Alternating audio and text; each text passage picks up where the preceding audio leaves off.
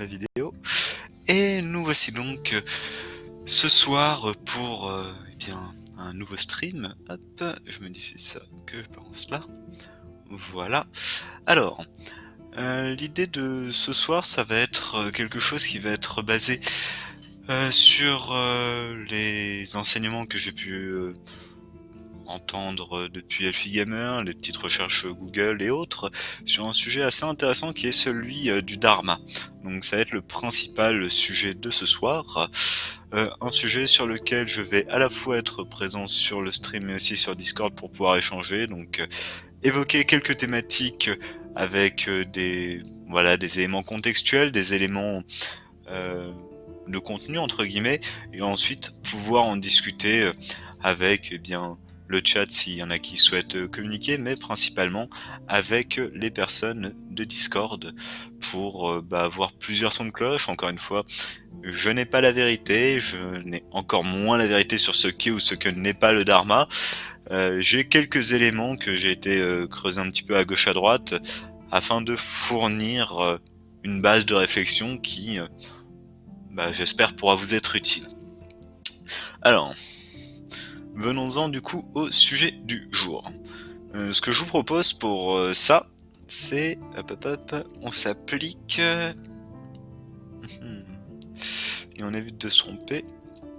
Paf.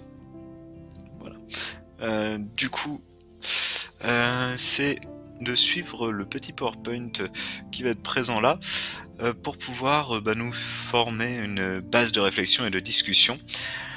Donc, comment est-ce que je vois la discussion de ce soir? Ça va être l'encart de gauche, donc parler de la définition. Déjà, qu'est-ce que le Dharma? Ensuite, mentionner le conflit qui peut exister entre le Dharma et l'ego. Donc, concrètement, par rapport au Dharma, qu'est-ce que l'ego et comment est-ce qu'il peut entrer en conflit?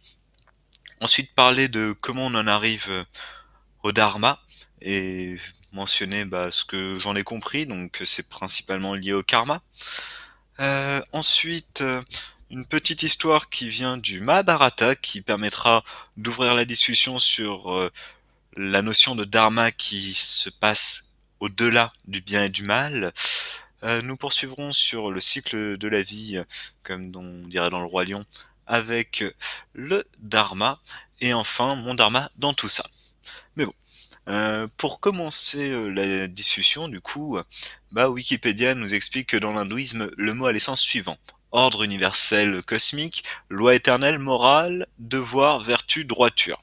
Je vous épargne l'article entier, mais concrètement, effectivement, le dharma tel qu'il est perçu et tel qu'en tout cas Elfie Gamer l'exprime, c'est quelque chose qui relève de la responsabilité, du devoir.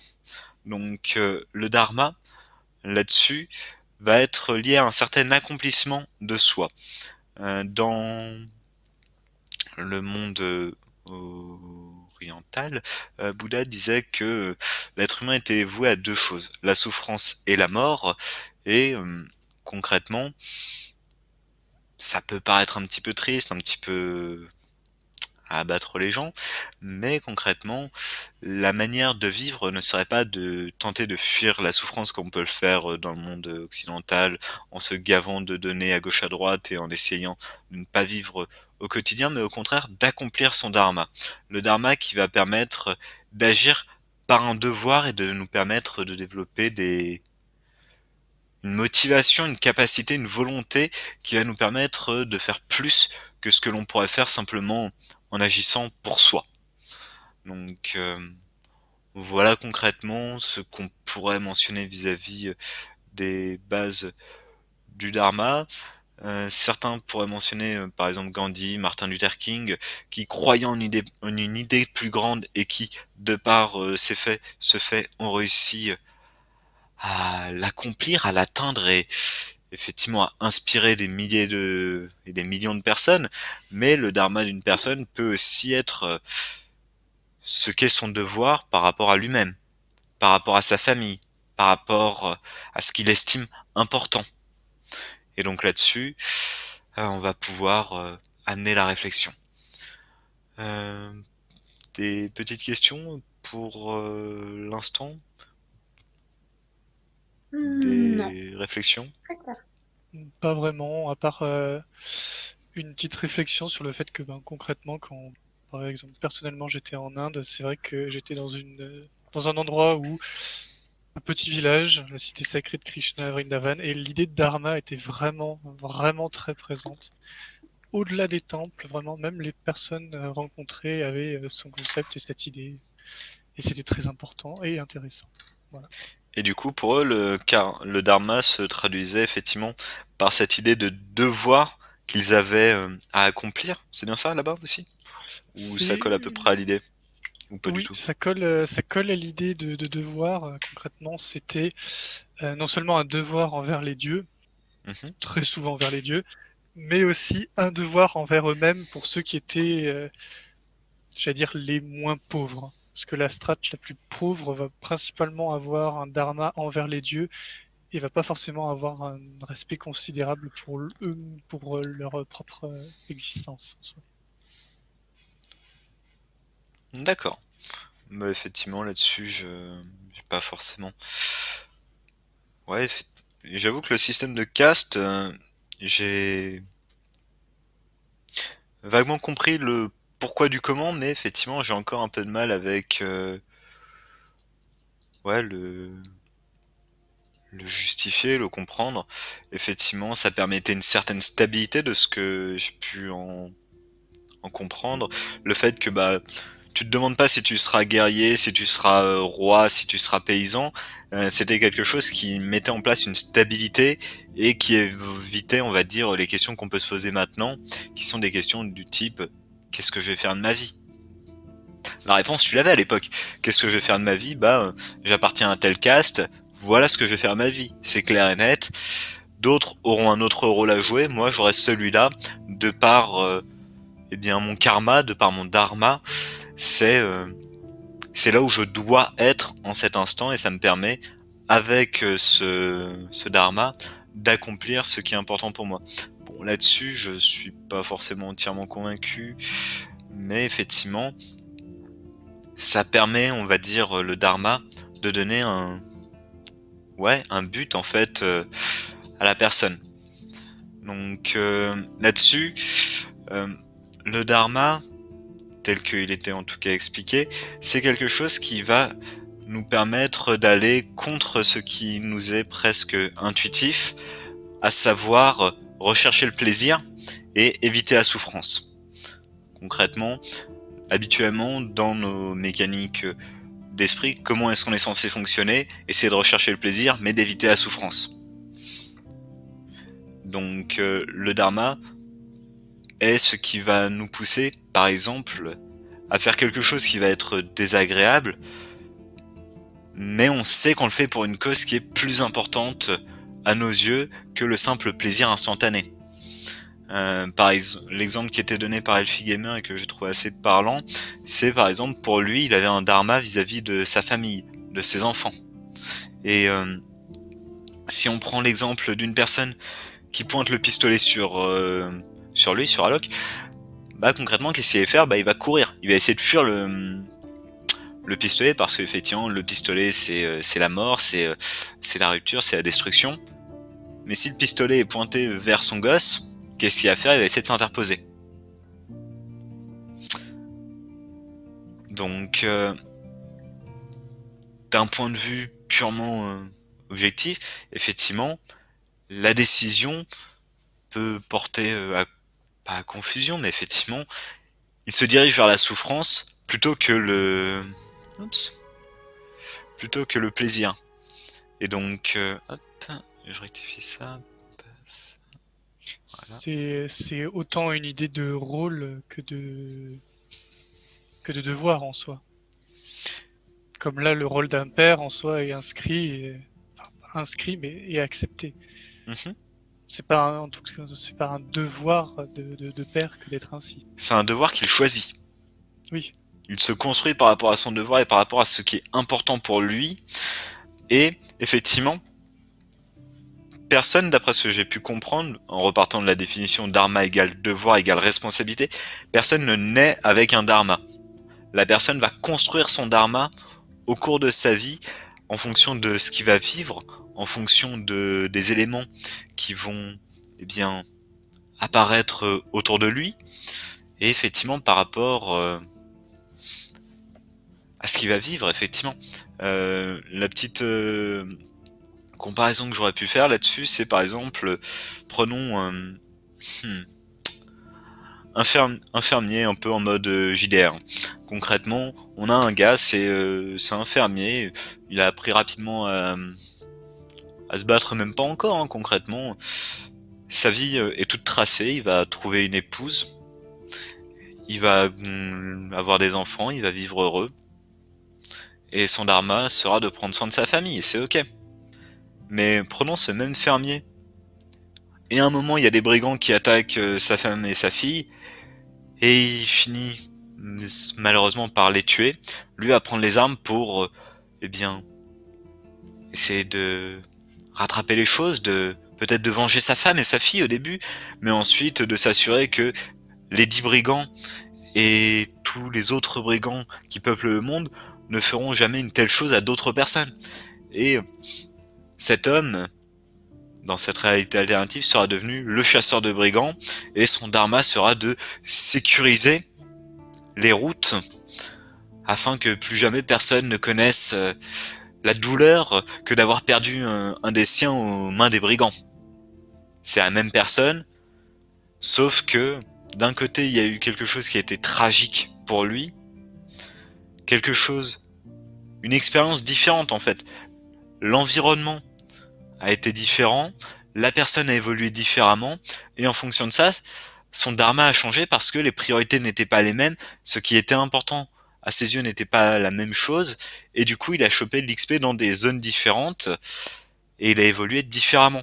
Donc le dharma n'est pas quelque chose qui est ancré dans la roche, on ne naît pas avec son dharma, de ce que j'en comprends, c'est plutôt Pas quelque inné, ouais. chose que l'on va construire par rapport à ce qui est important pour soi, et qui va nous donner en fait du sens. À la fois, oui, c'est effectivement le devoir, la responsabilité, mais c'est aussi un but de vie, c'est ce qui nous donne du sens dans la vie. Voilà.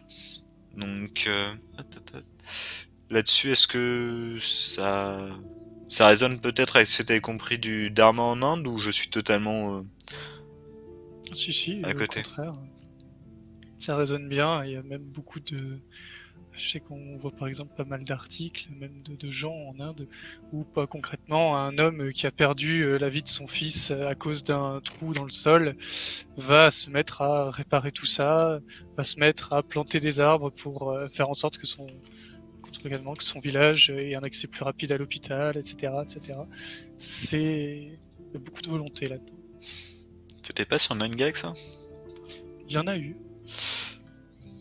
Impressionnant quand même. Effectivement, creuser une montagne pour que d'autres ne vivent pas la même chose que soi. Ouais, Après, si tu veux un exemple plus probant, dans l'ashram où j'étais, il y avait un jeune homme qui y était, où son père était médecin ayurvédique. Et pourquoi est-ce qu'il est devenu médecin ayurvédique? Parce qu'il avait perdu sa première femme et deux de ses enfants avant d'avoir son troisième enfant. Et du coup, il a dévoué le reste de sa vie en soi à la médecine et à protéger les siens. Je dois même avoir son mail quelque part. et effectivement, c'est une histoire enrichissante, et que je trouve ouais, effectivement assez pertinente. C'est concrètement, il a vécu des éléments qui n'ont pas forcément été simples, qui ont été même douloureux, hein. Et à partir de là, il en a acquis une sagesse, il en a acquis un sens à sa vie en fait, de pourquoi est-ce qu'il agit, pourquoi est-ce que en cet instant j'avance, pourquoi est-ce que j'agis de telle ou telle manière. Et à la différence de l'ego, euh, ça va être quelque chose qui ne va pas être par exemple basé sur l'admiration. Effectivement, on pourrait dire oui, bah, je suis devenu docteur parce que effectivement j'ai envie de sauver les gens, et effectivement bah, c'est très agréable d'avoir la reconnaissance autour, avoir les gens qui disent waouh, c'est un docteur celui-là, c'est quelqu'un de bien. Oui, effectivement, il peut y avoir l'ego qui s'en mêle, le fait que il y a la reconnaissance, parce que dans la société globalement c'est plutôt bien vu d'être un docteur, mais à côté il y a un autre pan à ça qui est celui du dharma. Pourquoi est-ce que j'agis pour sauver des personnes? Parce que pour moi, c'est vraiment ce qui est important. Parce qu'effectivement, lorsque j'ai vu ma femme, ma fille, etc. mourir, ah, ça m'a crucifié. C'est quelque chose que j'ai pas, j'en ai énormément souffert, et du coup, j'ai pas envie que ça se reproduise pour d'autres personnes. Et du coup, là, il y a pas la notion d'ego qui rentre en compte là-dedans. Il y a un but qui est clair, qui est net pour cette personne, qui est que son dharma est d'agir ainsi.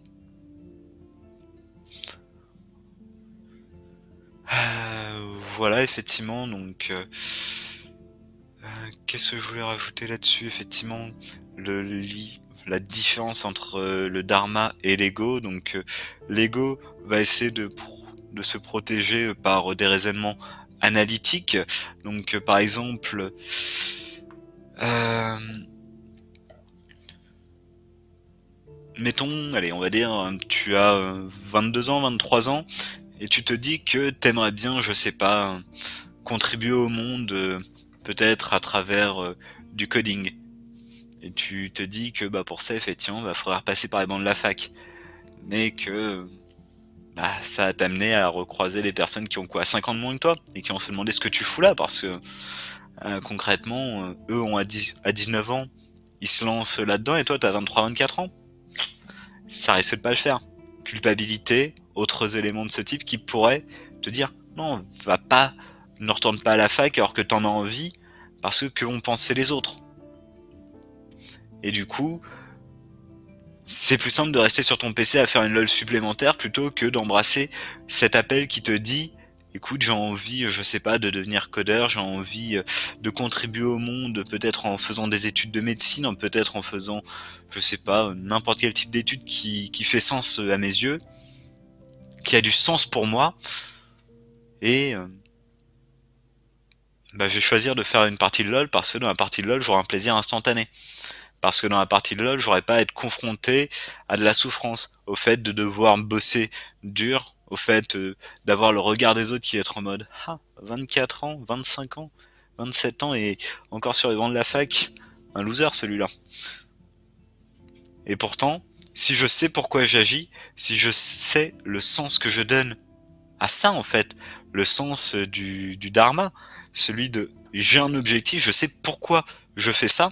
Le fait par exemple d'aller à la fac, c'est un moyen pour moi pour accomplir mon but qui est d'accomplir mon dharma. Donc par exemple d'aider les gens en je sais pas en les sauvant si c'est des études de médecine ou autre. Concrètement là, je me base pas mal sur l'exemple de la médecine parce que c'est quand même le plus parlant de devenir docteur pour soigner des gens.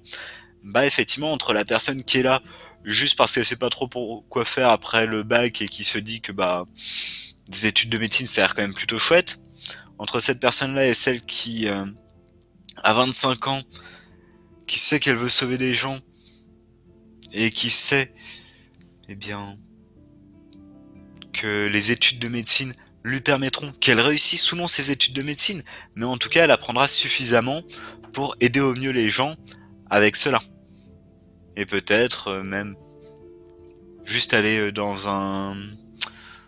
une caserne de pompiers pour apprendre les gestes qui sauvent.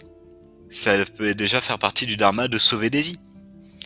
À un moment, ça se trouve, il y aura quelqu'un qui aura un arrêt cardiaque à côté de toi. Si t'as appris les gestes, bah tu pourras aider. Si t'as pas appris, tu pourras pas. Et si ton dharma est d'apprendre à sauver des gens, ça peut faire sens. Enfin bref, je m'égare un petit peu là-dessus. Ou pas, à toi de me dire, Otelf. Non, non, je trouve ça très intéressant. Après, c'est ce que pensent les autres aussi. C'est si. D'ailleurs, si ça peut prêter à débat ou autre, je ne sais pas trop, mais je trouve que la notion de réincarnation dans le concept du dharma est intéressant. Parce qu'en soi, ça fait que, comment dire, le sacrifice de soi n'existe pas et pourtant c'est quand même un vecteur. Dans le sens où tu as forcément perdu quelque chose parfois pour trouver ton dharma. Et pourtant, certaines fois, tu l'as choisi. Tout simplement, t'as pas forcément eu une épreuve absolue qui t'a poussé à faire ça. Mais c'est toujours en respect avec toi-même. Parce que ça va être ta propre vision des choses et ça va être ta propre façon de faire la chose également. n'y a pas forcément de concept de bien ou de mal comme peut l'apporter l'ego, ou comment dire, comme l'ego est souvent un vecteur.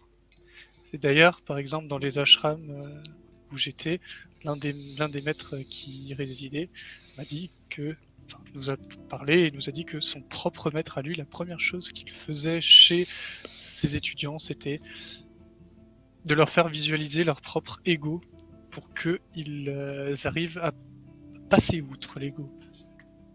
Mhm. Car l'ego n'arrivait pas à... Car si on était trop dans l'ego, justement, eh bien, on se perdait et en soit j'allais dire la pureté, mais c'est un mauvais terme, de nos pensées, du coup, n'était pas accomplie. Mm.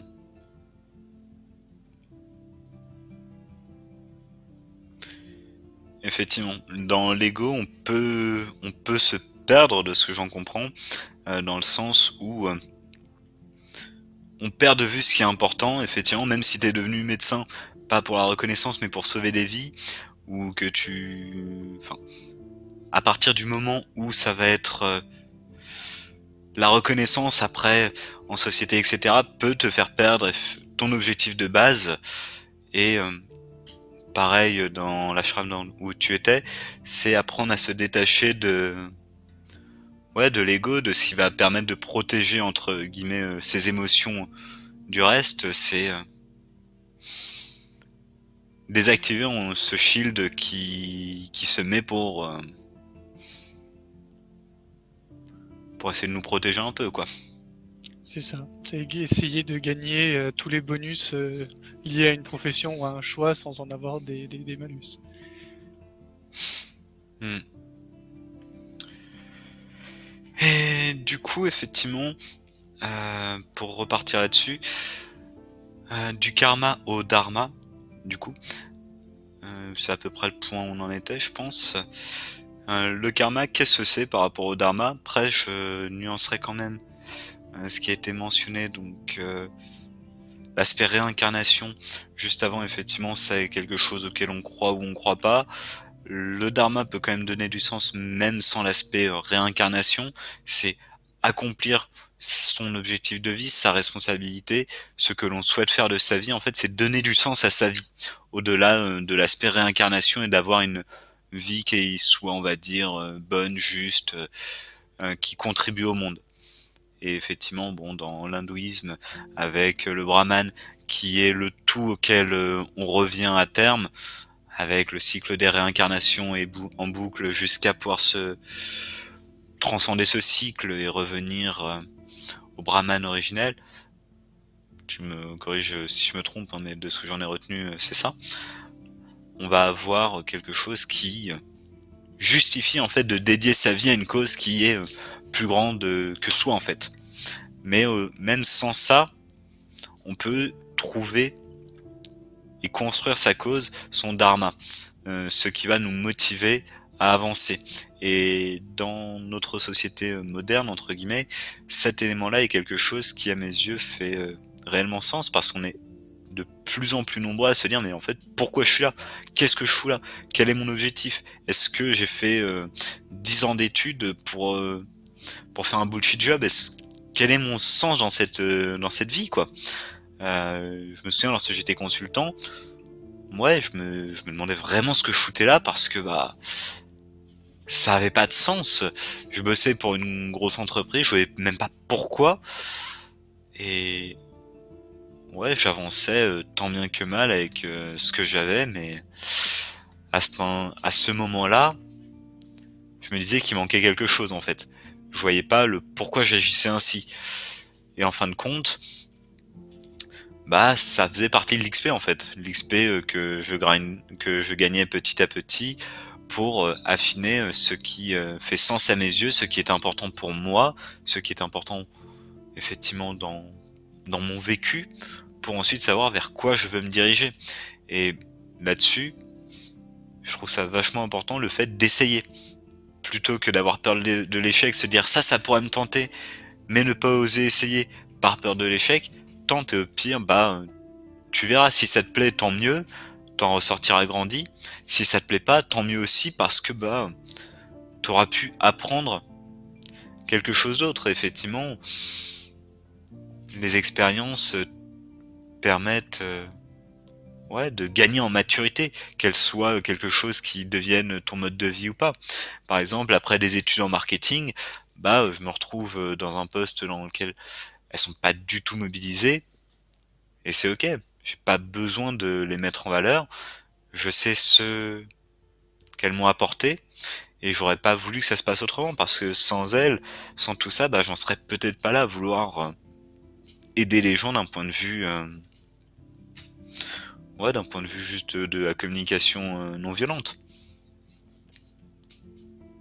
On verra ce que ça donne. Mais bon, voilà, donc effectivement, pour trouver facilement, enfin des causes sur lesquelles s'engager, effectivement, ça en manque pas actuellement. Je lis en même temps mon Google Doc, c'est pour ça que parfois il y a l'esprit qui, qui part un petit peu à gauche à droite, mais concrètement, je réfléchis en même temps. Non, ça on en parlera plus tard du coup sur l'aspect comment trouver son dharma, c'est pas tout à fait pertinent de mentionner ça maintenant. Euh, Jusque-là, des éléments, notamment Neko, vu que Hotel fait moi, bah, concrètement, le Dharma, on a déjà été un peu confronté à cette thématique. De tout ce qui s'est raconté en une vingtaine de minutes, ça fait sens, ça fait pas du tout sens. On t'a totalement paumé et j'ai divagué 1000 fois trop. Non, non, c'est plutôt clair, mais après, pour le moment, je préfère largement écouter parce que, comme tu l'as annoncé, c'est pas mon sujet, quoi. Enfin, Oui, disons que je suis pas, voilà, j'y connais pas énormément. bah justement, c'est ça qui est intéressant, c'est j'estime pas en connaître énormément là-dessus. C'est un sujet sur lequel je suis un néophyte, hein, concrètement. Il y en a qui étudient ça pendant des années et des années, mais c'est un sujet sur lequel je veux monter en compétence et sur lequel bah, j'essaie de partager un petit peu ce que j'en ai compris et de l'éprouver. Donc, avoir, ouais, juste savoir si concrètement ce qui a été évoqué jusqu'à présent, ça peut te donner une image, ou si en fin de compte, avant le mot dharma, ça t'évoquait rien, mais à présent, ça t'évoque encore moins. Non, pas vraiment. Enfin, après, bah, le dharma est à mes yeux quelque chose d'assez abstrait car atypique. Enfin, cela dépend évidemment de la personne, de comment il s'est construit. Et je présume qu'un dharma est comment? Évolutif. Globalement, à moins, je ne sais, enfin, pour moi, le dharma va évoluer au fil des années, au fil des décennies, parce que, bah, justement, comme avait dit Otel dans son exemple, la personne qui est soudainement devenue médecin parce qu'il y a eu des problèmes dans sa famille et que depuis il cherche à aider, bah, c'est venu justement suite à une action, suite à un événement. Et moi, c'est pas un dharma qu'il possédait avant. Donc peut-être qu'avant, il avait un autre dharma qui était, je ne sais pas moi, quelque chose d'autre. Enfin,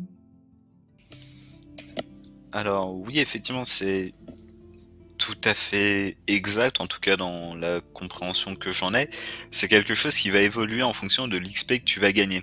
Pour reprendre l'histoire de mon petit paysan de tout à l'heure, bah le petit paysan, si s'il n'est pas confronté à cet élément tragique qui est les brigands attaquent sa famille et déciment sa femme et sa fille, il va jamais devenir le célèbre chasseur de brigands qui mit fin à aux brigands sur toutes les routes du pays.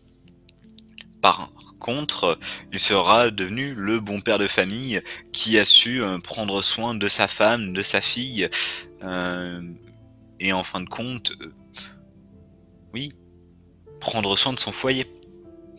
Donc, en fonction de l'expérience que le mec a eue, son dharma a évolué différemment.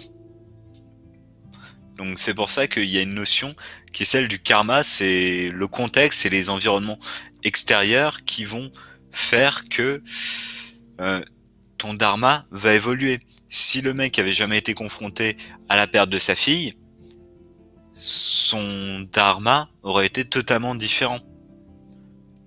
C'est en fonction de ses expériences passées qu'il peut construire, enfin qu'il se construit et qu'il a ce qui est important à ses yeux en cet instant. Ça fait sens ou j'étais Oui, totalement... oui. Non, C'est un peu ça fait comme, sens, ça fait sens. c'est un peu comme une sorte de vocation évolutive.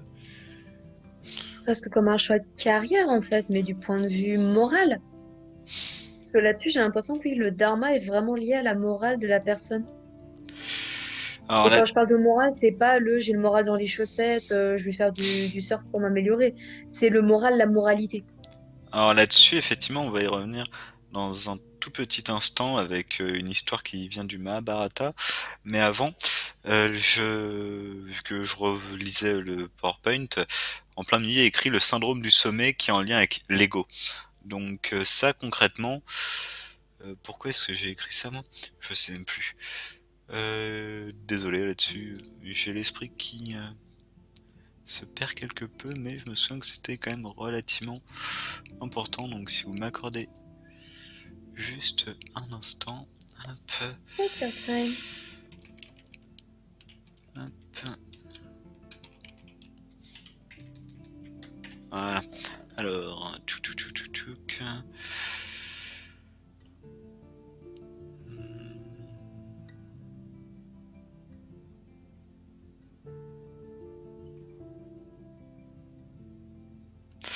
D'accord, je revois.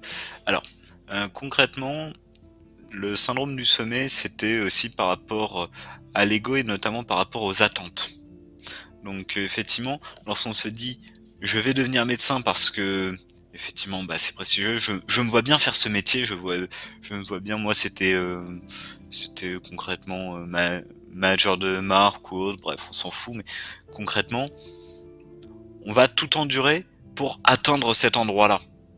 On va essayer de grimper la montagne parce qu'on se dit, une fois que je serai au sommet, une fois que j'aurai atteint cet endroit-là, je serai heureux. J'aurai atteint mon objectif.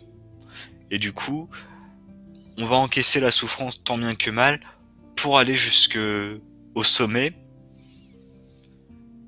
Et une fois qu'on sera au sommet, bah, ça sera pas forcément aussi bien que espéré, que attendu. Parce que pendant toute la grimpette, ces moments où tu voyais le sommet qui était haut, tu te disais, une fois que je serai là-haut, je serai heureux.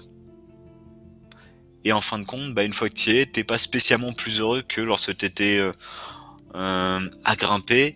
Certes, il y a un peu de repos, il va y avoir une joie de quelques instants, mais si une fois que t'as atteint le sommet, et maintenant, quel est le but? Quel est l'objectif? Le dharma permet de donner un objectif supplémentaire. Par exemple, si on reprend le dharma de sauver des gens, le mec qui se dit bah, je vais devenir docteur pour sauver des gens va être totalement différent de celui qui se dit je vais devenir docteur. Le mec qui va se dire je serai heureux quand je serai docteur, bam, il va douiller pendant quelques années pour devenir docteur, il va se dire allez ça vaut le coup, ça vaut le coup, ça vaut le coup, et à un moment il va devenir docteur, il va voir que bah il est pas spécialement plus heureux à présent. Certes il a un job qui paye bien, mais c'est tout quoi. Des horaires un peu foireuses, du taf à ne plus savoir quoi en faire, mais pas spécialement plus de bonheur. Alors que le gars qui s'est dit ok, mon objectif dans la vie, mon dharma, c'est de sauver des gens, c'est d'aider, de construire cela. Comment est-ce que je fais pour sauver des gens dans la vie? Je vais devenir docteur. Ok. Du coup, pour sauver des gens, ça va être un skill important que de savoir guérir les gens. Et du coup, pendant les années de médecine, il va l'encaisser. Une fois qu'il sera devenu docteur, il sera pas en mode bon, maintenant je suis heureux ou pas. Il saura vers quoi poursuivre dans sa quête de sauver des gens. C'est pas juste atteindre un objectif et une fois atteint cet objectif, voilà, on plie bagage et le bonheur est atteint, point. La quête est une quête perpétuelle et évolutive, mais avec un but plus large qui, là, est par exemple celui de sauver des gens, qui sera jamais forcément terminé. C'est pas quelque chose où tu peux faire en mode check, c'est atteint.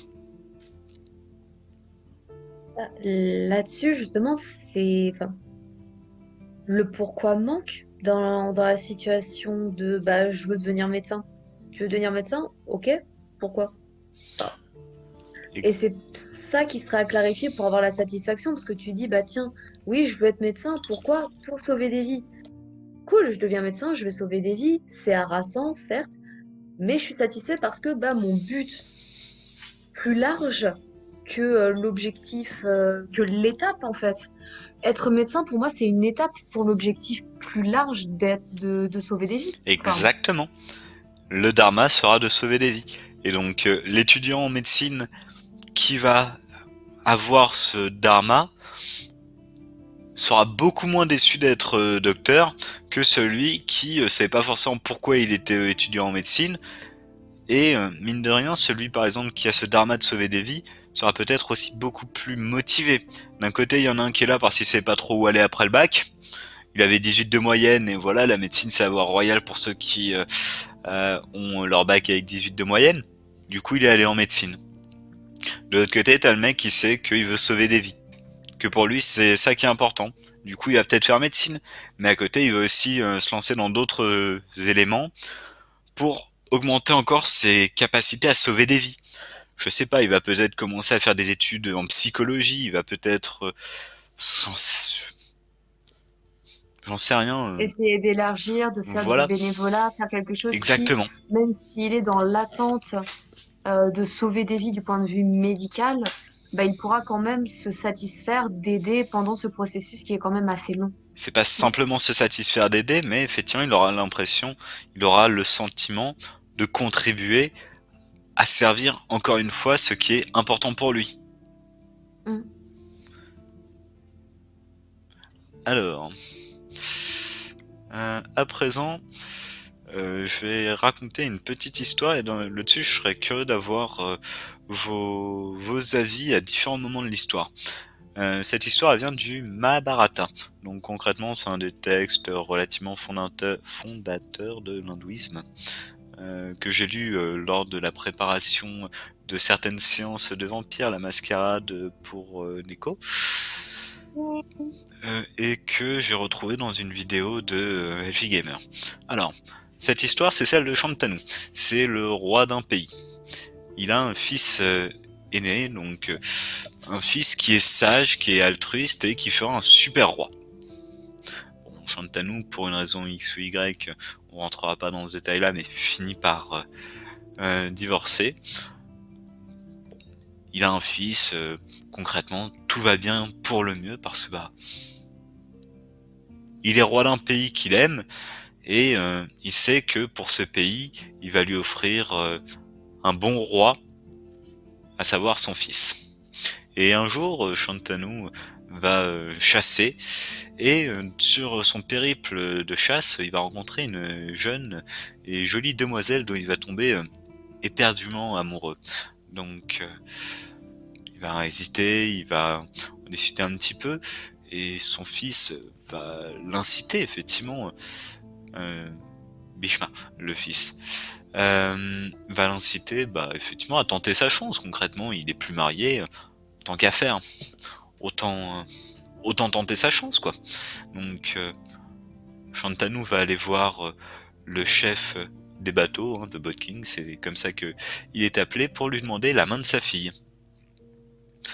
Et le chef des bateaux du coup dit ok, mais à une condition, c'est que les enfants de ma fille devront hériter du trône. Parce que je ne souhaite pas que ma fille soit une personne de seconde classe dans sa propre maison, que ses intérêts passent après ceux d'un autre. Je souhaite que elle puisse être maîtresse de sa propre maison. Et du coup, selon vous, le roi il a dit quoi? Ok. J'espère qu'il a refusé. Ah, eh bien, le roi refuse. Et il revient au palais plutôt triste parce qu'effectivement, il aurait bien aimé pouvoir l'épouser, mais non, c'est hors de question. Il tient à son fils, il a envie d'en prendre soin, et concrètement, même si il aime la demoiselle, il n'est pas prêt à remettre en péril la stabilité du royaume et l'avenir de son fils pour cette demoiselle. Mais il est triste. Et du coup, son fils Bhishma va demander ce qui se passe, essaie de comprendre. Le père refuse d'expliquer. Alors, le fils enquête et un des serviteurs du palais va lui indiquer que avant de partir chasser, le roi était plutôt heureux et au retour était plutôt triste. Alors Bhishma va enquêter et se rendre là-bas et va y rencontrer le chef des bateaux qui lui explique ce qui se passe en fait, la demande du roi, et il lui explique que pour que Shantanu puisse épouser sa fille, alors Bhishma doit renoncer au trône. Et selon vous, est-ce qu'il accepte ou pas le Bhishma?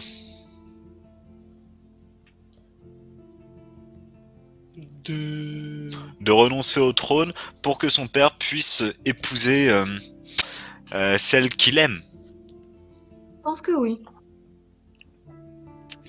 Allez, je pense que oui. Et effectivement, Bhishma est quelqu'un de généreux, d'altruiste, qui va, pour le bonheur de son père, dire ok, je renonce au trône, et c'est ok. Mon père peut épouser votre fille, et ses enfants seront les héritiers du trône. Mais le chef des pirates, le chef des bateaux, va rajouter une condition. Parce que pour lui, c'est quelque chose qui est important, c'est que il souhaite que sa fille et ses petits-enfants potentiels soient en sécurité. Et si Bhishma venait à avoir des enfants, peut-être que les enfants de Bhishma se diraient que le trône leur a été volé, leur a été spolié. Et du coup, ce que le chef des bateaux va demander à Bhishma, c'est de ne jamais prendre d'épouse. Et de ne jamais du coup avoir d'enfants.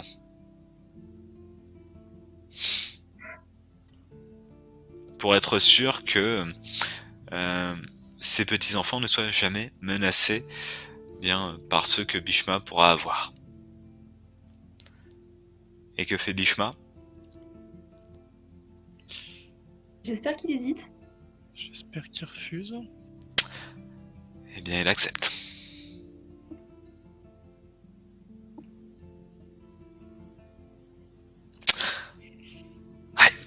Bon, je vous épargne la suite de l'histoire, mais effectivement, il va y avoir le mariage, il va y avoir différents autres éléments. On retrouvera le Bhishma un petit peu plus tard dans le Mahabharata, il aura différents autres éléments, mais cette histoire-là est assez intéressante parce que on a globalement 4-5 protagonistes et le dharma de chacun d'entre eux peut être étudié. Donc déjà, on va avoir Shantanu, le roi.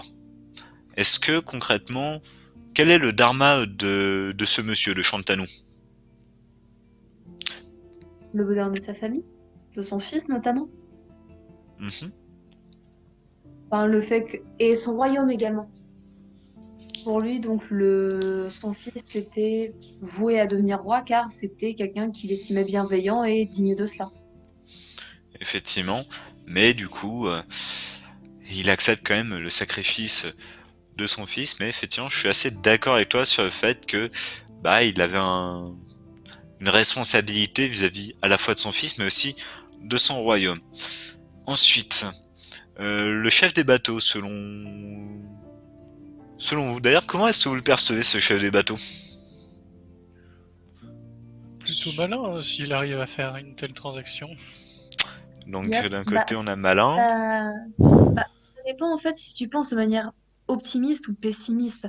Soit c'est quelqu'un qui peut être extrêmement prévoyant et protecteur envers sa fille, penser aussi loin que la descendance du potentiel beau-fils de la demoiselle, ça assez loin quand même. Ou alors c'est un sacré opportuniste qui se dit, il y a un royaume à la clé, ma fille va peut-être monter sur le trône et les enfants seront les héritiers. Mais pour éviter la merde, on va faire en sorte que le coco, il se reproduise pas quand même. Donc ça dépend si c'est optimiste ou pessimiste. Quelqu'un de très prévoyant et de très protecteur envers sa fille et sa descendance, ou quelqu'un qui est avide de pouvoir peut-être? Là-dessus, je ne saurais pas me prononcer. C'est les deux possibilités pour moi. Du coup, Je dirais qu'il est quand même un peu avide de pouvoir parce qu'en soi, il arrive à, il monnaie déjà l'amour de sa fille sans forcément qu'il y ait une notion, qu'il puisse s'aimer pour de vrai en soi. Il fait en Ah, sorte de t'as bien l'attacher vu. totalement sans prendre en considération le fait que sa fille puisse avoir des sentiments honnêtes envers le roi. C'est vrai qu'on n'en parle pas des masses des sentiments de la demoiselle. Ouais, oh, concrètement, on était plutôt d'accord hein, de ce que j'ai compris de l'histoire. Mais effectivement, il y a quand même une certaine notion de dharma, le mec, puisque bah, il protège sa fille de manière oui, effectivement plus ou moins marquée, mais concrètement, son dharma allait à sa famille, et en fin de compte, bah, sa fille ne se retrouvera pas être une citoyenne de seconde zone dans sa propre maison. Elle se retrouvera pas la reine par intérim, enfin, la seconde reine, tandis qu'ensuite, lorsque Bhishma montera sur le trône, bah, ça se passera mal pour elle, quoi. Et pour ses enfants, si elle en a. Là, concrètement, il permet à ce que sa fille soit respectée, soit appréciée chez elle.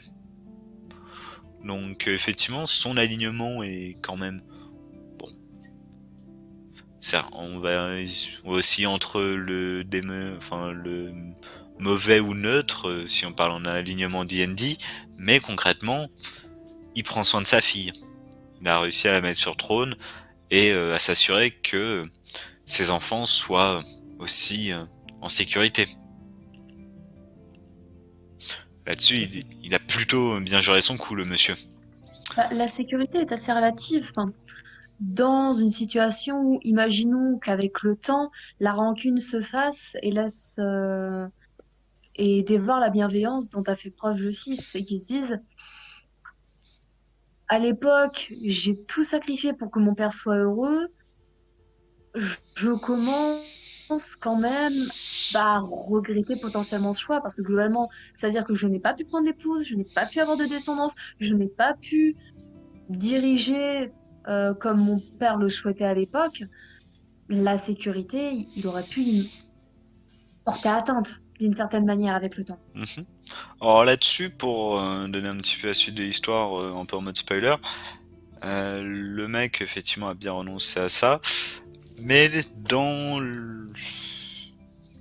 il n'était pas du genre à revenir sur sa parole. C'était quelqu'un de sage, d'honnête, et ce n'était pas le genre, enfin sage, c'est à débattre, hein, mais concrètement d'honnête, intègre, altruiste, et c'était pas le genre à revenir sur sa parole. Ce qui fait que dans la suite de l'histoire, on lui a fait grâce d'un don qui est celui que certes n'aura jamais d'enfant, mais en revanche, il pourra choisir lors de sa mort. Et tant qu'il ne le souhaitera pas, il ne mourra pas. Euh, Oui, on parle Auprès de bien de qui il vie a fait cette éternelle. demande? Concrètement, c'était, je sais plus si c'est Shantanu, si c'est le père ou si ce sont les dieux qui étaient en mode holy shit, il a osé faire un tel sacrifice pour son père, c'est beau. Mais en fin de compte, il y en a un qui a quelqu'un, je crois, je sais plus si c'est le père ou si c'est les dieux, qui l'ont récompensé et qui lui ont offert cette bénédiction, on va dire. Ouais, parce que choisir l'heure de sa mort, quand même, ce n'est pas anodin. Bah oui, ça veut dire que t'as potentiellement l'immortalité devant toi. Mhm. sauf si tu fais un lapsus. Oui. Mais du coup, parlons donc de ce Bhishma. Est-ce que ce mec poursuivait son dharma? Je- Le mec Le qui a roi. accepté de renoncer au trône et de renoncer à une femme pour que son père puisse être heureux à forniquer avec une jeune demoiselle. Je suis pas sûr, non. Mitigé. Parce qu'en soi, de base, il suivait le dharma, on va dire, plus le dessin que son père avait pour lui. Chose qu'il acceptait, mais de par l'idée, j'ai l'impression que c'est plus par obéissance plutôt que par bon sens. Et ensuite, tout lui a été proposé, mais même pas pour lui en soi. Euh, Mais après, c'est lui qui a fait le choix quand même. Il a fait le choix, mais après, c'est pas forcément un choix en fonction de son dharma là-dessus. Oui, ça, Effectivement, il l'a fait peut-être pour d'autres raisons, parce qu'on pourrait dire que c'est honorable de se sacrifier pour sa famille. Le mec, il voulait tellement que son père soit heureux, qu'il a dit ok, euh, pour que tu sois heureux, j'accepte de renoncer au royaume. Pour que tu sois heureux, j'accepte de renoncer à prendre une femme. Je ferai tout pour que tu sois heureux. Mais n'est-ce pas, entre guillemets, contradictoire? Enfin, bah, père et fils, dont l'objectif principal, si je mets l'objectif royaume de côté, c'est je veux que ma famille, je veux que mon fils slash mon père soit heureux. Mais s'il y en a un qui sacrifie tout, est-ce que le dharma de l'autre est respecté? À savoir, après s'il est ok pour ça, why not? Mais effectivement, ça peut poser la question du dharma du père aussi. Mais celui du fils, est-ce que c'est normal de tout sacrifier pour son père? Habituellement, ça va quand même plutôt dans l'autre sens. Effectivement, le père qui va par exemple prendre la balle à la place de son fils. oui, parce que le fils représente un peu son futur, qu'il l'a formé lui-même, patati Mhm, patata, pour le bien du royaume, etc. Là, étant donné qu'il y a quand même une idée de passation de pouvoir entre le père et le fils a littéralement, je vais dire, bouffé l'avenir qu'il avait, qui avait été forgé par son père et qu'il prévoyait pour lui-même pour l'instant, pour son propre père. Et en soi, est-ce que c'est pas également de l'ego en se disant, eh bien, au moins mon père sera heureux et j'aurais été, même c'était même pas la notion de j'ai fait ce qu'il faut, c'était la notion de j'ai fait le sacrifice j'ai ultime pour fait lui. pour mon père. Voilà. Regardez, moi j'ai osé faire le sacrifice. Hmm.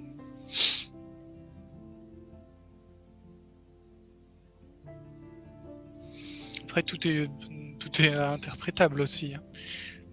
La meilleure des actions peut paraître ignoble à certains dans certains Bah contextes. ouais, mais plutôt que de réfléchir en termes de bien et de mal, la meilleure des actions ou la pire des actions, là le cadre qui est proposé est celui de réfléchir, est-ce que c'est en Dharma. accord avec ma responsabilité? Est-ce que c'est en accord avec mon dharma? Et là, pas forcément. Effectivement, tant pour le père que pour le fils, on peut se demander si ça a été choisi de manière, enfin, si les choix ont été faits de manière pertinente. Parce qu'effectivement, le fils avait un devoir, certes vis-à-vis de sa famille, mais aussi vis-à-vis du royaume. Est-ce que c'est cohérent de se dire, peut-être qu'ils feront un bon monarque pour le royaume? J'espère. Mais bon, peut-être pas aussi. Sachant que Mais au son moins, propre père avait refusé avant. ouais.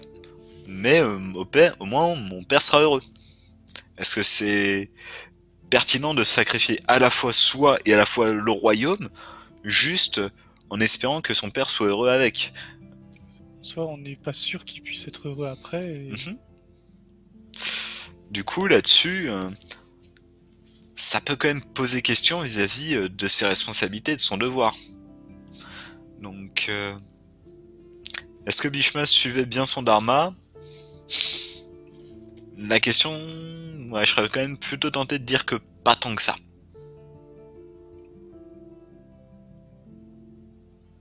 Après, effectivement, c'est sujet à débat, c'est sujet à interprétation, mais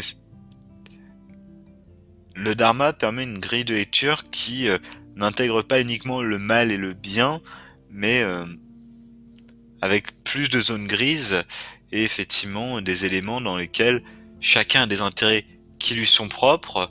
Et voilà, concrètement, ça permet d'agir en fonction des causes qui nous tiennent à cœur, en fait. Et voilà. Qu'est-ce que je voulais rajouter d'autre là-dessus? Le fait que souvent, après, ça c'est quand même quelque chose d'assez positif là-dessus, le dharma va contribuer au monde plutôt que lui nuire. On choisit son dharma parce qu'on a envie de contribuer à ce que le monde autour de nous soit plus beau. Certains vont penser que leur grand destin, c'est par exemple de ramener le monde, je sais pas, de faire primer une race par rapport à une autre ou que sais-je, Mais là-dessus, ça serait peut-être plutôt à creuser sur le pourquoi est-ce qu'ils en sont arrivés à ces conclusions. Qu'est-ce qui, qu'est-ce qui a mené à la conclusion que pour que le monde soit plus beau, bah il serait mieux si une race dominait une autre, par exemple. Et à partir de là, on essaie de comprendre. Souvent, lorsque d'une, le dharma présumé d'une personne implique d'en blesser d'autres, c'est souvent pas le dharma et c'est plutôt quelque chose qui peut être lié, eh bien, à des blessures du passé, à de la souffrance qui mène à de la colère et de la colère qui mène à un projet de vie alimenté par cette colère, un projet de vie qui vise, ouais, à compenser pour la souffrance du passé, quoi. C'est des éléments qui ont été dans ta vie, dans ton expérience passée, qui n'ont pas forcément été digérés et sur lesquels tu essaies de te venger entre guillemets et d'obtenir une certaine sorte de justice. Qui peuvent se transformer en ego. Peuvent aussi effectivement se transformer en ego. Voilà. Du coup, je vais revenir rapidement sur Elfie Gamer et sur la notion de dharma. Le dharma va se construire au fil du temps et évoluer. Donc, effectivement, par exemple, Neko, tu me disais le dharma est évolutif. Oui, Mhm. puisque par exemple, pour l'instant, mon dharma, j'ai pas d'enfant pour lesquels me sacrifier. Si dans 10 ans je me retrouve avec une petite de 5 ans, bah mon dharma aura encore peut-être totalement évolué dans ce sens-là. Si à l'inverse dans 10 ans j'ai toujours pas de gamine de 5 ans, peut-être que prendre soin de mes enfants ne fera pas du tout partie de mon dharma si j'en ai pas. D'ailleurs, question, à partir de quand considérons-nous qu'un être vivant et conscient possède un dharma? Est-ce que l'on considère qu'un enfant à peine né, est-ce qu'un enfant de 5 ans, de 10 ans, possède un dharma? Yep. Et Mhm. c'est exactement le point sur lequel je souhaitais venir. Alors, concrètement, Trop fort en transition. magnifique. Vois ça un peu comme comme un JDR en fait. T'as une fiche de personnage que tu viens de créer, t'es niveau 1. Bah, ce que tu vas faire lorsque t'es le gamin qui est niveau 1, d'abord, est-ce que tu vas aller affronter les raid boss pour essayer de sauver les personnes qui habitent à l'autre bout du monde? Non. D'abord, tu vas choper de l'XP. Et dans Mhm. la première phase de vie, concrètement, il y a 4 phases de vie donc dans les éléments présentés par Elfie Gamer et qui sont assez parlantes. La première phase, ça va être d'apprendre, de croître en fait, de te développer. Ça va d'environ 0 à 30 ans. Voilà, entre 0 et 30 ans, c'est la phase où tu vas pouvoir te développer dans ta capacité, dans ton développement personnel, et on te demande pas d'être forcément capable à ce moment-là de sauver une personne.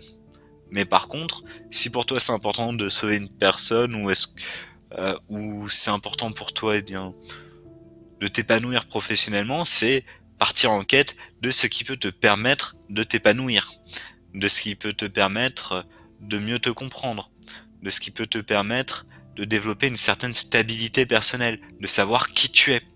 Les premières années de ta vie, c'est les années de leveling, celles où tu vas aller vers le niveau, on va dire, à partir duquel bah tu auras ta capacité à faire quelque chose, que ça soit à aider, à contribuer ou simplement à vivre joyeusement. C'est la phase de préparation dans laquelle tu développes des skills professionnels et c'est la phase dans laquelle la plupart des personnes qui sont sur Twitch globalement sont présentes. C'est se préparer de manière spirituelle, de manière mentale et effectivement bah, se préparer peut-être à aider les autres. Ensuite, il va y avoir une seconde phase euh, qui va être celle du, en anglais, householder.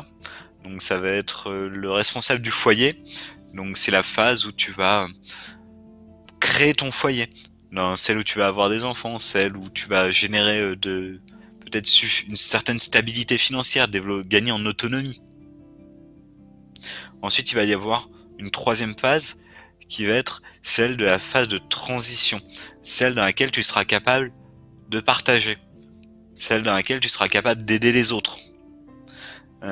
Concrètement, une fois que que ton personnage a suffisamment level up, que tu as la stabilité et que t'es pas à te demander tous les jours mais qu'est-ce que je vais faire demain, c'est à ce moment-là seulement que tu as une assise suffisamment importante pour pouvoir tendre la main aux autres. Lorsque tu es toi-même en train de te cracher, de tomber, enfin, de, lorsque tu es toi-même en train de te casser la gueule, c'est pas forcément le meilleur moment pour essayer d'aider une autre personne à sortir du trou. C'est plutôt une fois que tu es sorti du trou, que tu es bien ancré dans ta zone, que tu peux tendre une main à celui qui est à l'intérieur du trou et qui galère à en sortir. Et c'est à ce moment-là, effectivement, que bah tu vas pouvoir aider au mieux les personnes. C'est une fois que bah t'as terminé le level up et que t'es full stuff. C'est là seulement où tu vas pouvoir, de la manière la plus efficace possible, aider en fait. Parce que tant que t'as pas ces différents éléments, c'est plus compliqué. C'est pas impossible, mais concrètement, euh, c'est plus compliqué pour un mec qui est niveau 60 de réussir un donjon que pour le mec qui est niveau 80 full stuff. Même si le mec niveau 60 a vraiment envie de réussir ce donjon, peut-être qu'il y arrivera. Mais il va galérer beaucoup plus que la personne qui a développé ses skills, s'est préparé au maximum et qui va le faire de manière assez aisée. Je sais pas si la métaphore parle ou pas. Mhm. Oui, oui. Et donc ça va être la troisième phase qui va être celle plutôt du partage. Concrètement, c'est entre 30 ans et au-delà. Et enfin, il va y avoir une dernière phase qui est la phase de renonciation. Celle dans laquelle tu vas petit à petit te détacher un peu du monde, de ce que j'en ai compris, dans laquelle tu vas partir en retraite, te mettre en retrait du monde et laisser les autres marquer le monde de leur empreinte et que tu vas pouvoir te concentrer un petit peu sur toi en fait et te retrouver avec toi-même. Globalement, c'est les quatre phases principales de la vie selon cette perception-là.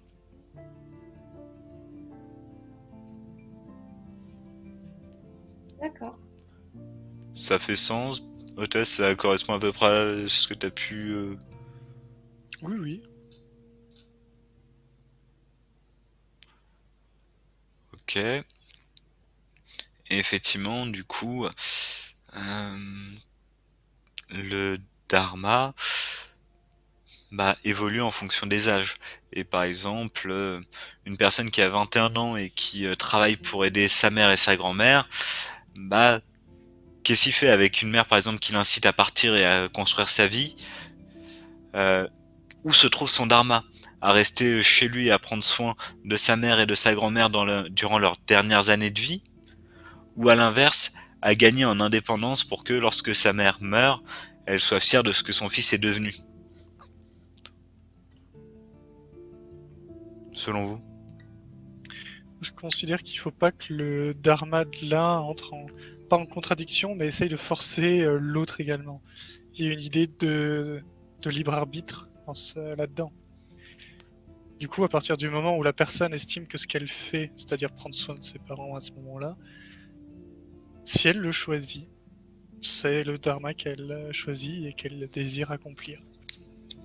Mhm. Mais à faire attention parce que ça peut aussi être quelque chose de différent. Notamment par exemple la culpabilité. J'ose pas abandonner mes parents, enfin ma mère, parce que bah il y a la culpabilité. Qu'est-ce que je vais penser de moi? Qu'est-ce que les autres vont penser de moi? Je peux pas me permettre de l'abandonner, alors que mon rêve effectivement c'est de prendre mon envol quand même et de pouvoir, je sais pas, devenir pilote de ligne. Et justement, si après il y a la notion du fait que y ait le rêve d'être pilote de ligne et que tu te restreignes là-dedans, non, dans ce cas-là, c'est pas si tu restes, ce n'est pas ton dharma. Après, Mais justement, il y pourtant, a c'est tout mon ce qui dharma va être vis-à-vis de ma donné. famille. Mais justement, moi, c'est ce que je disais, c'est la notion de volonté également. Mhm. C'est ta volonté qui va également primer en soi sur ce que aller carrément au-delà de ce que peut enseigner le texte, aller au-delà de ce que peut enseigner, on va dire, l'idée de la société, l'idée de l'environnement, etc.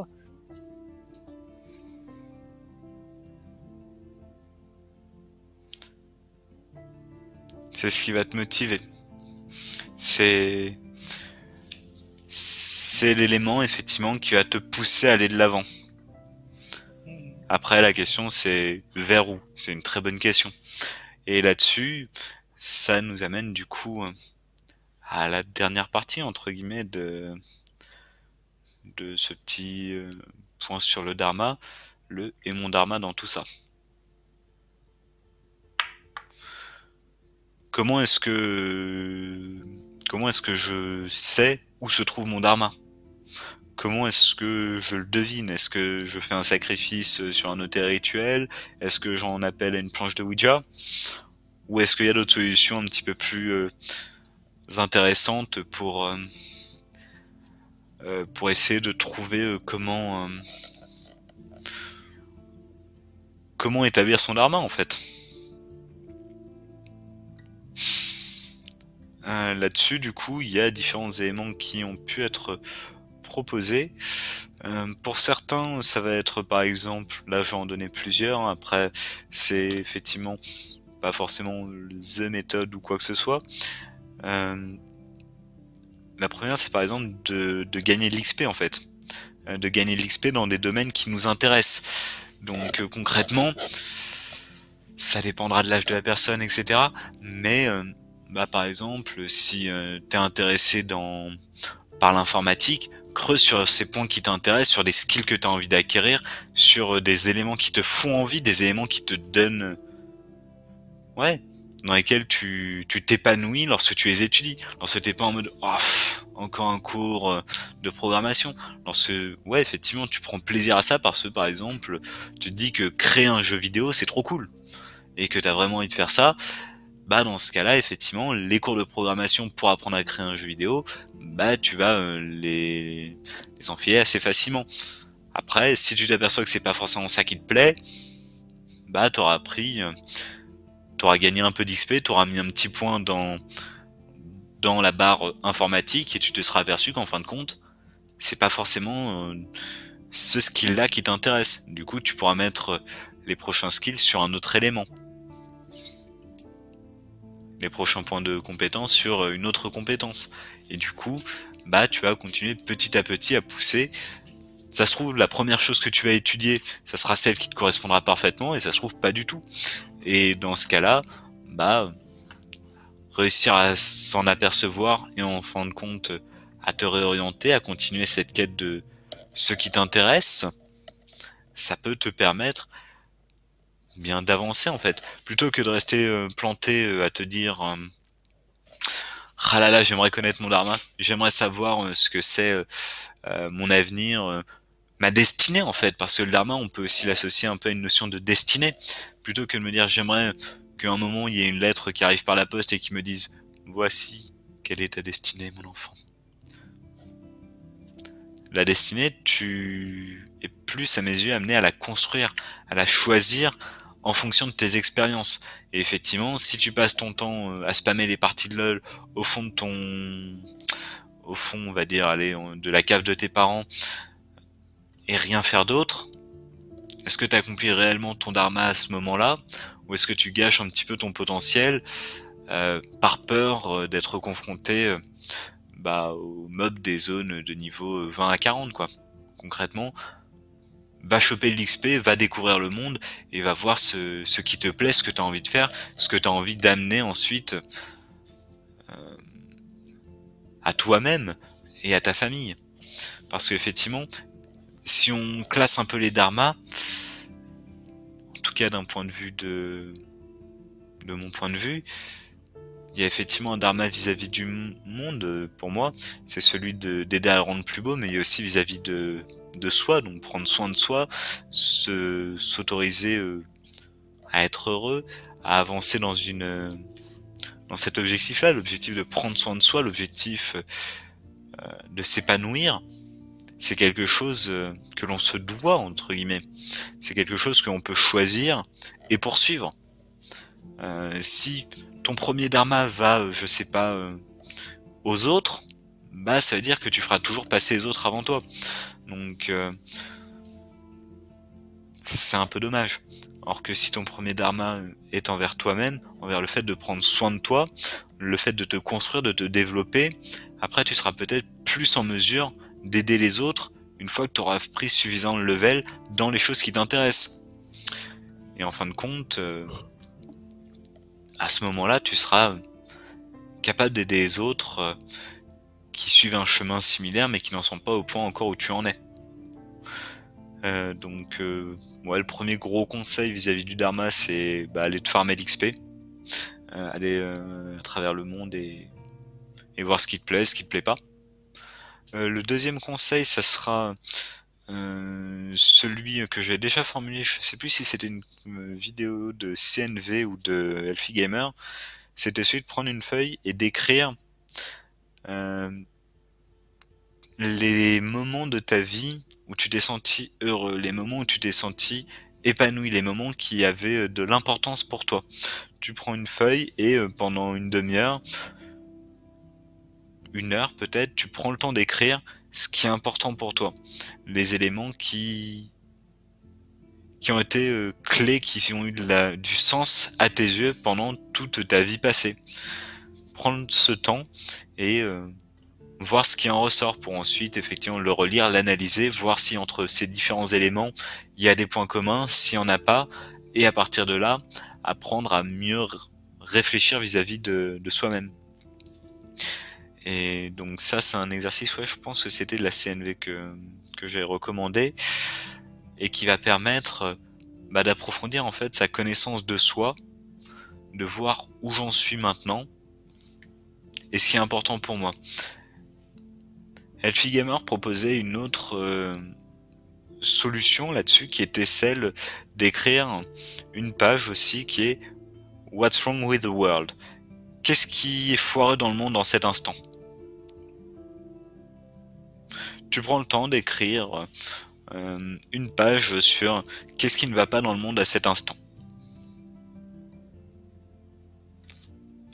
Et en fonction de ce que tu vas en ressortir, ça te donnera des billes pour avancer, pour essayer de résoudre un de ces problèmes, pour générer de la valeur en résolvant un de ces problèmes, d'être utile, parce que effectivement, si pour toi, par exemple, je sais pas, la cause environnementale c'est quelque chose qui est totalement foireux dans ce monde, concrètement, t'investir là-dedans et je sais pas, développer des skills, allez, on va dire en agroforesterie ou alors dans les biomes marins, ça peut être quelque chose qui fait sens. Si à l'inverse, c'est plutôt la lutte sociale qui fait sens à tes yeux, et notamment diminuer la concentration du capital, effectivement, ça peut être intéressant de développer plutôt des compétences en économie.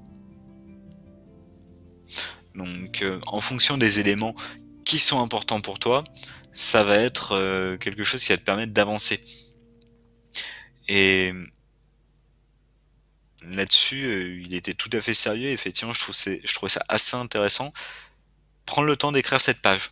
Et si demain soir, tu ne l'as pas fait, si demain soir, t'as pas écrit cette page sur qu'est-ce qui ne va pas avec le monde et que tu te demandes et que tu es toujours pas au clair avec ton dharma, te poser la question de pourquoi est-ce que tu l'as pas fait. Et ça peut être intéressant aussi parce que il y a quelque chose qui t'en a empêché, quelque chose qui était ça servira peut-être à rien ou quoi que ce soit. Mais en même temps, du coup, hier t'avais pas les réponses et aujourd'hui tu les as toujours pas. Là, ce que je t'offre, c'est effectivement un moyen de trouver ces réponses. Peut-être que tu les trouveras, peut-être que tu les trouveras pas, mais au moins, t'auras essayé, t'auras acquis de l'XP là-dessus, et tu te seras mis en quête, en fait, de ces réponses. Donc t'auras déjà fait un énorme pas dans la direction pour les trouver. En sachant pourquoi est-ce que j'incite à écrire et pourquoi Elfie Gamer incite aussi à écrire, c'est qu'on est assez doué pour analyser, notamment dans le monde du gaming, on est très doué pour analyser dans un contexte fermé entre guillemets, par exemple League of Legends, quel est le build optimal pour une Ashe, quel est le build optimal pour un Zac ou pour une Ahri. Il y a une réponse concrète. On peut faire des essais en fonction des différentes parties, en fonction du contexte de la partie, mais c'est de l'analyse en fait. À côté, il y a un deuxième esprit qui est l'esprit plutôt créatif, qui lui va s'exprimer par exemple lorsqu'on te dit bon bah tu prends une feuille et t'écris pendant 1 heure ce qui ne va pas dans le monde.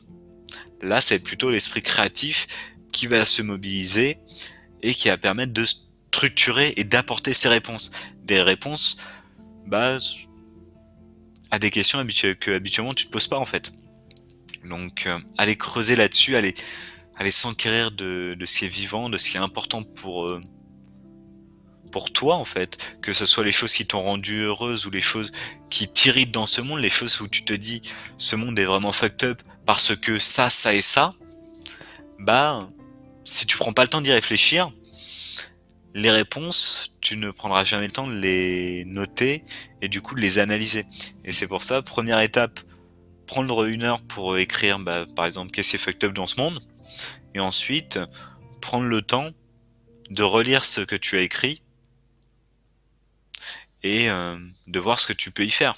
Parce que s'il y a un truc qui te paraît totalement foireux dans ce monde et que tu es capable d'agir pour que ça soit un peu moins foireux, c'est déjà quelque chose de génial.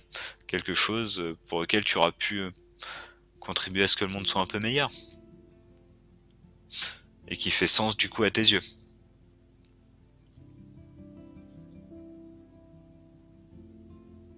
Ça vous parle ou je vous ai totalement perdu avec ces 2 ou 3 manières de... Ah non, il n'y a pas de souci, j'attendais que tu continues. Idem, idem. Bah là concrètement j'ai à peu près dit les différents éléments. Qu'est-ce que je pourrais rajouter de plus? Je réfléchis un petit peu, je regarde ce que j'avais pu écrire. Alors...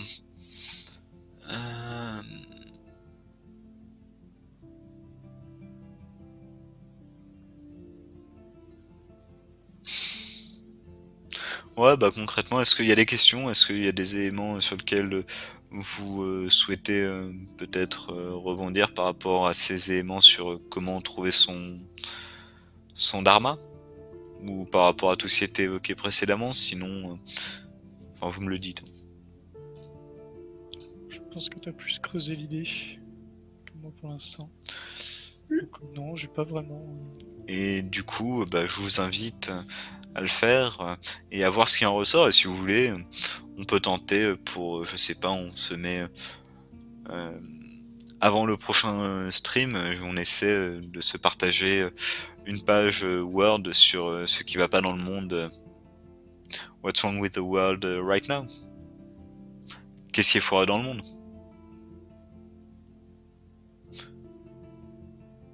Ok. Ok? Rodolphe? Ça te Oui, j'ai motive? dit, ça me va. Génial. Bon, on va se lancer là-dessus, ce petit projet, et en fin de compte, on verra ce que ça donne. Qu'est-ce que je peux rajouter d'autre? Bah, concrètement, vis-à-vis de moi, mon dharma, ça se trouve, il évoluera encore. Pour l'instant, comment est-ce que j'en suis arrivé là? Effectivement, j'ai gagné de l'XP dans les études supérieures, où j'ai vu comment je pouvais manipuler les gens, j'ai vraiment le ressenti que personne savait trop ce qu'ils faisaient, mais qu'en fin de compte, on continue dans un système totalement déconnecté de la réalité, et dans lequel les personnes se faisaient broyer. Les personnes, ouais, concrètement, se levaient, bossaient, sans forcément voir le sens de ce qu'ils faisaient, le pourquoi, le comment. Et ouais, il y a de plus en plus de malheur, de plus en plus de tristesse, de plus en plus de souffrance. Et puis j'ai continué à gagner de l'XP du coup en fonction de ça, en fonction de ce qui faisait sens à mes yeux. Donc je voyais de la souffrance, je voyais des modes de communication qui allaient pas. Et à un moment, un peu par hasard, je suis tombé sur de la communication non violente.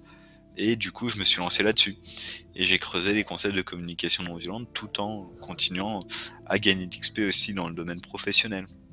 Et ensuite, j'ai gagné suffisamment d'XP dans communication non violente et j'ai eu envie d'aider les gens avec ça.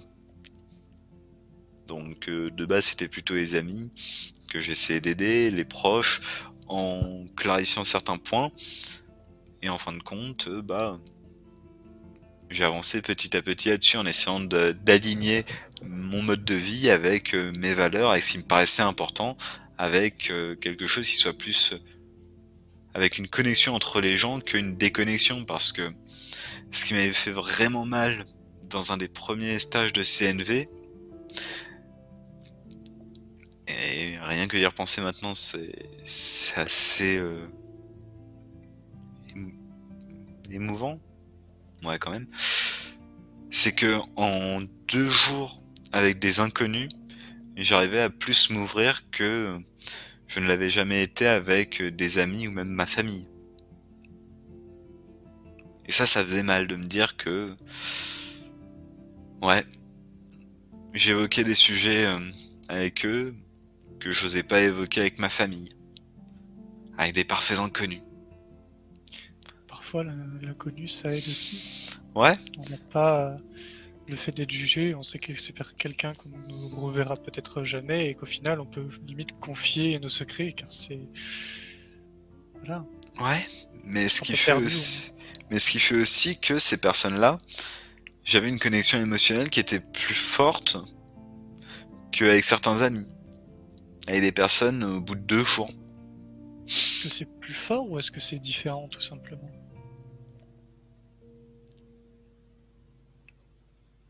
D'un point de vue de la connexion émotionnelle, je dirais que c'est plus fort. Plus fort parce qu'effectivement, ces personnes avaient pu entrevoir qui j'étais au-delà des masques. Au-delà des masques que je mettais avec par exemple les amis pour ce qui est important. Montrer ce qu'on attendait du petit Kiran, ce qu'on attendait du petit Isianer, je mettais des masques, or qu'avec eux, j'apprenais à communiquer autrement, à communiquer en fonction de qui j'étais, de ce qui avait de l'importance à mes yeux, et sur les sujets qui faisaient sens en moi. Et inversement, ils communiquaient sur ce qui était important pour eux, leurs doutes, leurs angoisses, ces éléments qui les rendaient plus vivants à mes yeux en fait. Me dire que c'était pas juste des façades ou quoi que ce soit, une façade qu'on met pour ses amis, qu'on met pour ses proches ou quoi que ce soit, c'était vraiment une connexion, une profondeur plus renouvelée, plus intense, ouais. Quelque chose que j'aurais aimé avoir avec mes proches. Un cœur ouvert? Voilà, effectivement, une connexion qui venait du cœur et non de l'esprit. Et c'est pour ça que je me suis dit, ok, c'est ce qui m'intéresse. C'est pour ça que j'ai poursuivi les stages en CNV. Parce qu'effectivement, j'apprenais dans chacun de ces stages à, à parler à cœur ouvert, à parler de ce qui était important pour moi. Et parfois, ça a débouché aussi sur des conversations avec les amis. Ça m'a permis de transformer les relations que j'avais avec certains d'entre eux. Et là-dessus, j'en suis fortement reconnaissant à CNV. Et voilà, donc ça a été une partie de mon parcours. Ensuite, de par ces différents éléments, eh bien, je me suis petit à petit détaché d'un monde professionnel dans lequel je me reconnaissais pas pour essayer de trouver quelque chose de plus simple, de plus stable.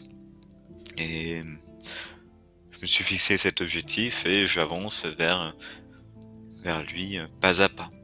Et en même temps, à côté, encore une fois, karma ou pas, mais il y a un pote qui m'a recommandé la chaîne de Elfie Gamer.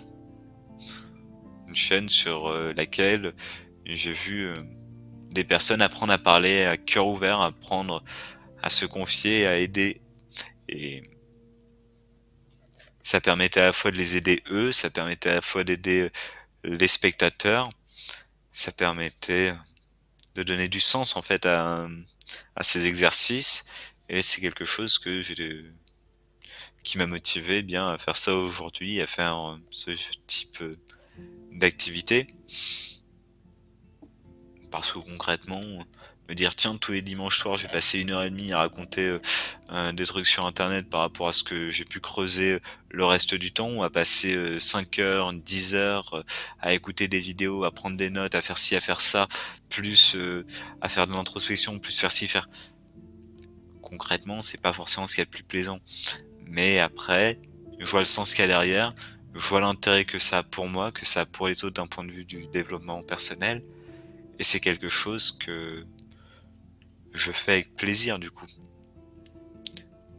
Voilà. Et effectivement, le dharma que je me suis choisi en cet instant, effectivement, c'est celui de travailler à rendre le monde un peu plus merveilleux en chaque instant.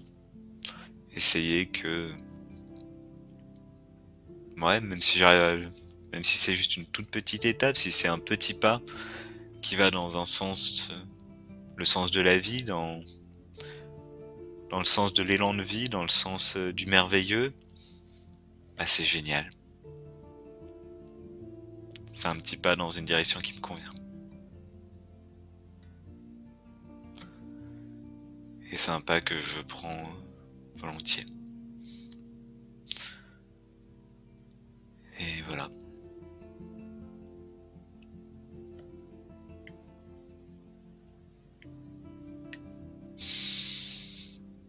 Des questions?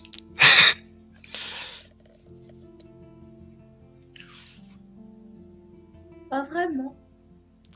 Bon moment. Eh bien, du coup, on va pouvoir terminer ce stream dans lequel, eh bien, j'aurais eu plaisir à parler de karma, de dharma surtout. Donc, le dharma qui est à la fois responsabilité, devoir, mais aussi dans un certain sens destinée, un sens de vie. Et dans une société dans laquelle on se perd de plus en plus, dans laquelle on se demande souvent pourquoi on est là, je pense que prendre le temps de réfléchir un peu à ces sujets-là, bah c'est quand même chouette, ça permet peut-être de faire avancer un petit peu. Voilà, voilà. Merci à tous et est-ce que j'ai quelque chose à rajouter avant de vous dire de prendre soin de vous? Pof, pof, pof. Non, les rêves brisés, on s'en fout un peu. Le dharma, c'est du leveling, effectivement. Le fait que le dharma te trouve, qu'il se construit au fur et à mesure, oui. Donner le temps au temps. Hmm, oui. J'estime que ce que je souhaitais dire pour ce soir a été dit et prenez soin de vous alors.